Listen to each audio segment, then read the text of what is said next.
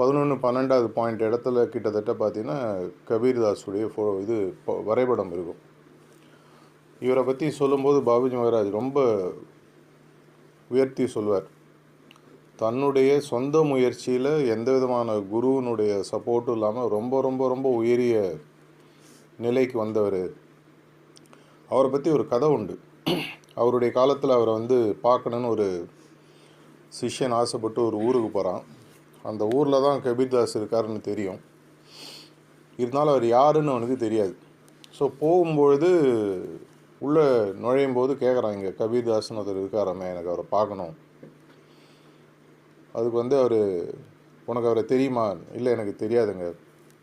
எப்படி நான் அடையாளம் அவரை கண்டுபிடிக்கிறது அப்படின்ன போது அவர் சொல்கிறாரு, இப்போ நீங்கள் ஊருக்குள்ளே போங்க, ஒரு வயதான மனிதர் காலமாயிட்டார். ஒரு சவ ஊர்வலம் நடக்க ஆரம்பிச்சிருக்கு.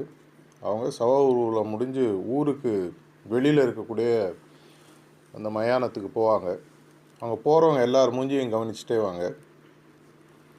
அந்த மயானத்துக்கு போய் அங்கே நடக்க வேண்டிய விஷயங்கள்லாம் முடிஞ்சிட்டு அவங்கெல்லாம் திரும்பி வருவாங்க. அப்போ திரும்பி நீங்கள் எல்லாரோட முகத்தையும் பாருங்கள், உங்களுக்கே கபீர்தாஸ் யாருன்றது தெரிஞ்சிடும் அப்படின்னு ஒரு பூடகமாக பதில் சொல்லிட்டு போயிடுவார். இந்த சிஷ்யனும் பார்ப்பார். போகும்போது ஒரு 200 பேர் இருப்பாங்க. நார்மலாக நம்மளுக்கு தெரியும், யாராவது நம்மளுக்கு தெரிஞ்சவங்களோ ஏதோ போயிட்டு நம்ம போனோன்னா கூட போகும்பொழுது எல்லாரோட முகத்துலேயும் ஒரு அதீத பிரகாசம் தெரியும். இதுதான் வாழ்க்கை, இவ்வளோதானா அப்படின்ற ஒரு எண்ணத்தோடு எல்லாம் தலையை குனிஞ்சு ஏதோ யோசிச்சுட்டு இந்த தாரணா பிரத்யாகார ஸ்டேஜுக்கு நேராக போயிடுவாங்க. அந்த அஷ்டாங்க யோகாவில் அங்கே போய் எல்லாம் முடிஞ்சிட்டு அது முடிகிற ஸ்டேஜிலே நம்ம வாட்ஸ்அப் ஸ்டேட்டஸ் அப்டேட் பண்ண ஆரம்பிச்சிடுவோம்.